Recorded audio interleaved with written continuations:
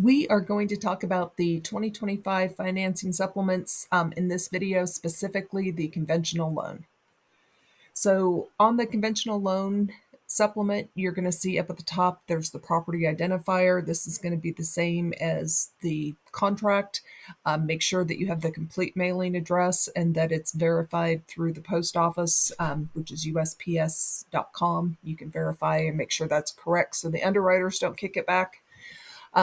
Then it says that the financing supplement, which is attached to the contract, relates to the following described real estate. That's going to be the legal description that you pull out of the county assessor.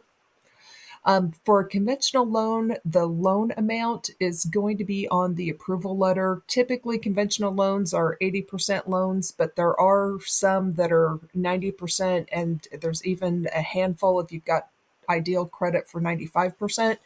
But normally it's going to be 80% of the purchase price. You should be able to find it on the approval letter. And if somebody's doing a 50% loan, it's okay to put 50% in this box. That just tells the seller that they have a really solid buyer that's going to be putting half down. So this next part of the finance addendum, I want you to pay attention to how many things the buyer is committing to when they do a conventional loan.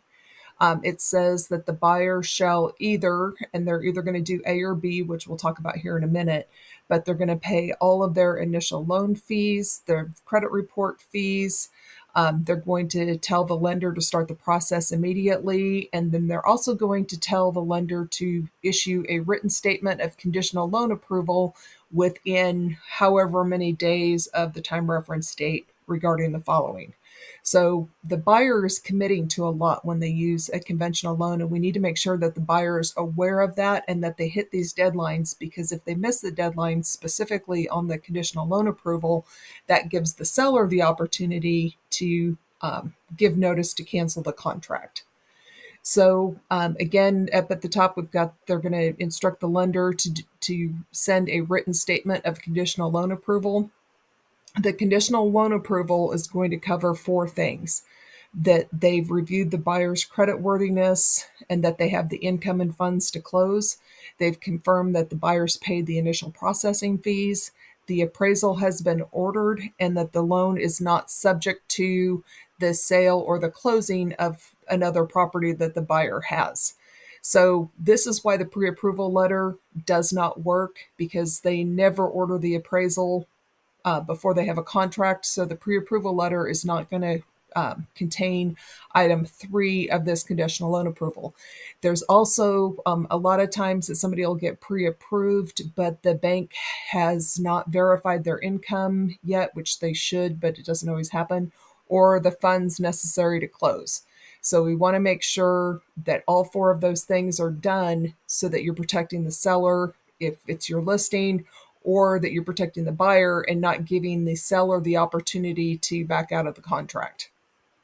So they can either provide the conditional loan approval, or within that 7-day period that I put in on this one, it can be 10 days if it's left blank, or you can write in 21 days if you need more time, just kind of depending on the contract. But so they either conditional loan approval, or the other option is they can tell the seller that the loan terms are unacceptable and they're going to cancel the contract and receive the earnest money back. So those are the 2 big decisions that the seller has to make during this process. So if they do not receive the conditional loan approval, the seller may provide the buyer written notice of intent to cancel and terminate the contract. So this is why when we have the buyer, it's important that we get that from the lender. They don't have to do the intent to cancel and terminate the contract, but it's going to be in the seller's best interest to get the house back on the market as quickly as they can. So if they send that notice that they intend to terminate the contract and the buyer doesn't remedy the situation within 4 days, then the contract automatically terminates, the buyer gets their earnest money back, and the house goes back on the market.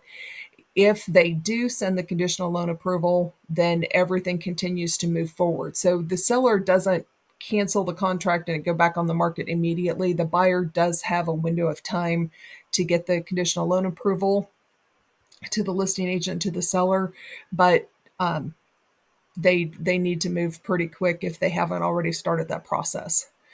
The other thing on a conventional loan, just to keep in mind, is if the property does not appraise, the buyer has up to 3 days to cancel the contract after they've received notice of the appraised value. So if they don't cancel the contract within that amount of time, then they're going to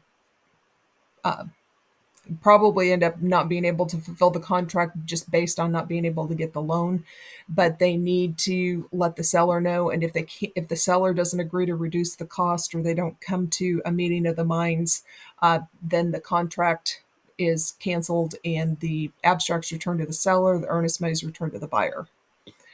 So loan costs, this is just saying that the buyer's responsible for the loan costs. So they have to pay all of those fees listed out there. Additional provisions, this is just like in the contract part that, remember, we're not attorneys, so try to use the standard clauses provided by OREC whenever possible. If you're going to go outside that, then make sure that you reach out to your area leader, to the broker. And then you're going to see buyer's initials at the bottom of this page. There's actually buyer's initials at the bottom of the signature page as well, but I ran out of space, so we didn't get them on there. And then we have the signature page. Again, printing the buyer's names just like they are on the approval letter, and the seller's names just like they appear on the tax records, and then you are good to go. So that is the conventional loan addendum.